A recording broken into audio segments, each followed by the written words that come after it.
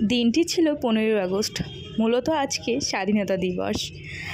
আর এর পাশাপাশি আমাদের দুজনেরও খুব একটা স্পেশাল ডে আজকে, আমাদের অ্যানিভার্সারি।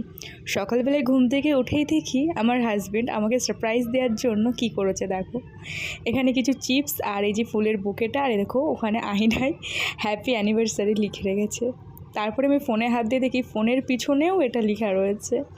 আমি আমার হাজব্যান্ডের ফোনেই ভিডিওটা করছিলাম। আর এদিকে দেখো ব্রাশ করতে এসেছি আমি, এটা পুরো আনএক্সপেক্টেড ছিল যে ব্রাশেও ও একটা চকলেট আটকে হ্যাপি অ্যানিভার্সারি লিখে রাখবে। সত্যি ভাবতে পারিনি এরকম সারপ্রাইজ পাবো।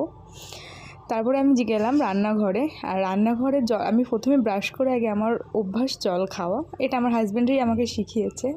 আর দেখো জলের বোতলেও একটা চকলেট আটকে রেখে হ্যাপি অ্যানিভার্সারি লিখেছে। মানে এত সারপ্রাইজ পাবো আমি ভাবতেই পারিনি, সত্যি বলছি।